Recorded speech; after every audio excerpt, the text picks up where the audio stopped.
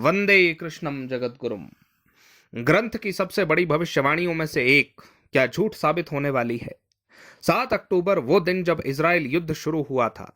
उस दिन ग्रंथ का दूसरा भाग रिलीज हुआ था जिसमें कहा है कि जब इजराइल युद्ध में उतरेगा तब विश्व युद्ध रुकेगा नहीं।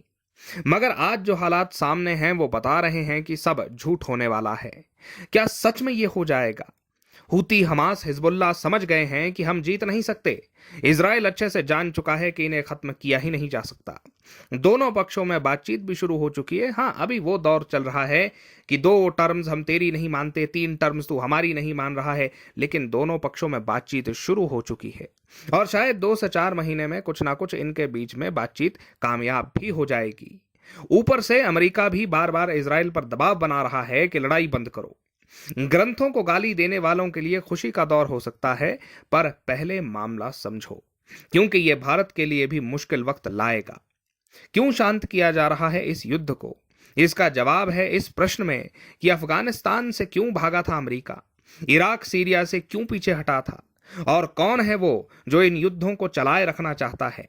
देखिए, अमेरिका अफगानिस्तान में कभी हारा नहीं था, बस वो वहां से हटना चाहता था, क्योंकि पिछले 6 वर्षों में यूएसए के नेशनल सिक्योरिटी डॉक्यूमेंट साफ कह रहे हैं कि आपके लिए असली खतरा चाइना है, जो दिन दिन ताकतवर होता जा रहा है। उस पर ध्यान दीजिए, इधर उधर की लड़ाइयों पर नहीं। जबकि चीन ये चाहता है कि अमेरिका दुनिया भर में उलझा रहे ताकि उस पर कोई दबाव ना आए। 7 अक्टूबर को इजराइल ने जो हमला देखा वो हमास ने खुद नहीं किया, ईरान ने करवाया, चीन के इशारे पे। कल भी इसीलिए ये महाराज मुसलमानों के सरगना बन के उन पर होने वाले अत्याचारों का राग अलाप रहे थे कि कश्मीर में भी उन पर बहुत अत्याचार हो रहा है। भले आज बातचीत शुरू हो गई हो इजराइल और उनके दुश्मनों में, मगर याद रखो कि ट्रंप ने भी बतौर राष्ट्रपति अब्राहम अकॉर्ड्स साइन करवाए थे। भले ही उस वक्त उन्होंने ये कहा था कि देखो, आज से ईसाई, मुसलमान और यहूदी, जो तीनों इब्राहिमिक रिलीजन्स हैं, एक दूसरे से नहीं लड़ेंगे। भाई, साथ मिलकर के ट्रेड करो, साथ मिलकर के आगे बढ़ो, लड़ो मत, एक दूसरे पर तोप गोले बम मत मारो।